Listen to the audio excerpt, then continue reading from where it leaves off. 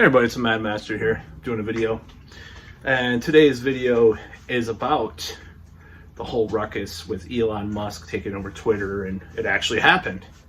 Now I have mixed feelings about this, and just wanted to make it known because, alright, so, oh my god, the racists are gonna take over! And I guess there were some trolls that, said some racist stuff because they could, or thought they could, or, I don't know if some of it might be an inside job too. I wouldn't be surprised. Because, there's some of these,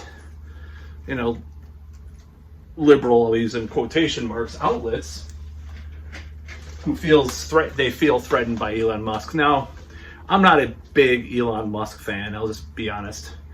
I think he's kind of controlled opposition, as they say.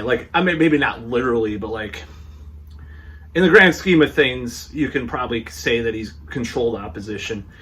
And what I mean, and I don't mean even the conspiratorial version of that. I just mean he posits himself as this anti-establishment or anti-authoritarian guy, but he's a billionaire CEO. Now let's not forget that he also, god damn, this sun is getting. Sorry about that. I mean, I like the sun, but yeah. I mean, let's not forget that he's a billionaire that has his own interests and hobnobs with the elite. And also, a very important point, James Corbett has made in the past. I'm just going to move this a little bit over. I don't really care. James Corbett has said, well, he has that Neuralink and all that stuff. So, how could people that are opposed to eating the bugs living in a pod, hooking up to the AI with your brain, be not critical of Elon Musk because he has Neuralink and he's talking about all this stuff? It's he's part of the machine himself. So that's one thing to consider.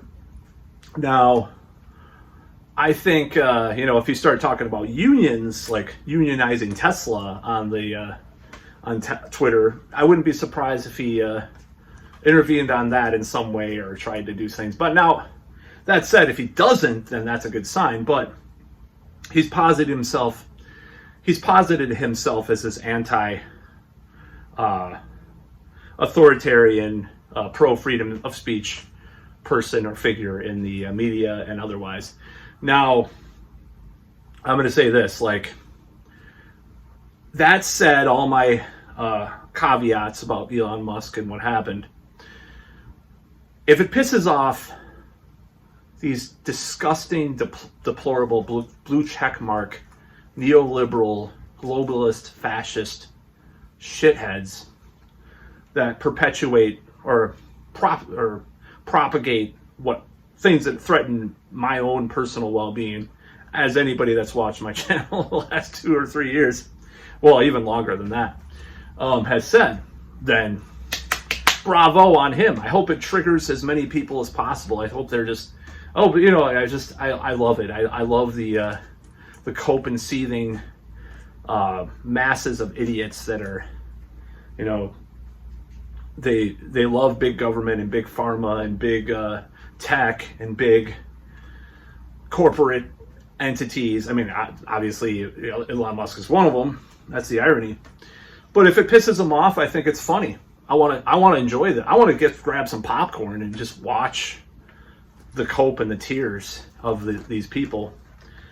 And that doesn't mean I want people to say racist shit or something like that. Don't get me wrong. I'm just saying and the problem is that people will talk about misinformation, right?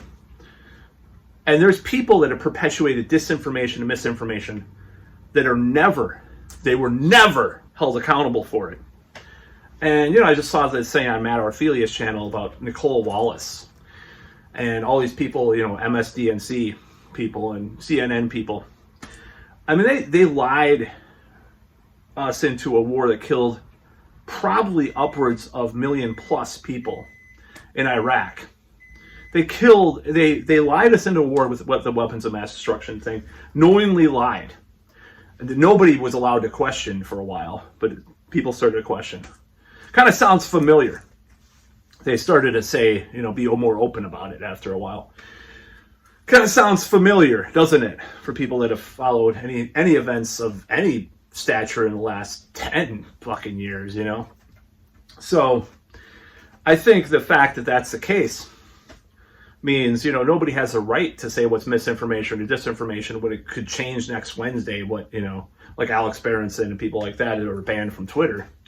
Now, he got back on before Musk took over, but, you know, it took a federal, or I don't know if it was a federal lawsuit, but it was a lawsuit that he had that he won, you know. He won the lawsuit. It was actually a liberal appointee judge that gave him this win. I don't know if it was an Obama or a Clinton appointee. I mean, it doesn't really matter that much who it was, because anybody that could look at the case would know that this is a coordinated effort of censorship with the big tech and the government, which is against the First Amendment, period. So, yeah, it's pretty disgusting what happened to him. Now, I don't agree with everything he says. You know, I read all the booklets that he did over the last 2 or 3 years, and his book, big book, Pandemia. I don't agree with everything he says. I don't agree with everything that he's about, especially the marijuana thing. That just kind of want to stay away from that, you know. But yeah, I think that he had a legitimate case against Twitter and the government for his lawsuit. So if people that supported banning people like that, I'm not talking about Mike Lindell or Trump even. I'm just like, I don't really give a shit about their nuttiness, or Marjorie Taylor Greene. I'm talking about like the fact that Chapo Trap House was like banned from Reddit for a while. I don't know if it's still the case. I'm talking about the fact that people like Alex Berenson, Naomi Wolf,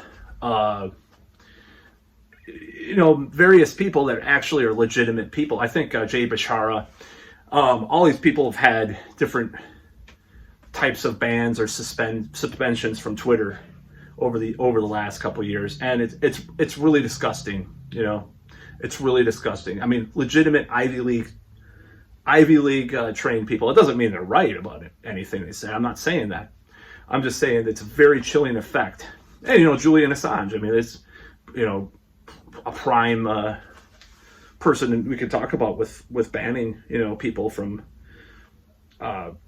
public discourse and stuff, and put him in, people want him in dead or in prison. It's disgusting. So yeah, I think it's a great day in a certain way, but like, I worry about down the road that it's just going to be the right wing backlash against all that's been going on the last few years. It's going to be too right wing for me, which will probably be the case because they just switch sides every once in a while. It's just like the Obama Deception movie back in the day talked about how the parties are just the same elites, switching sides.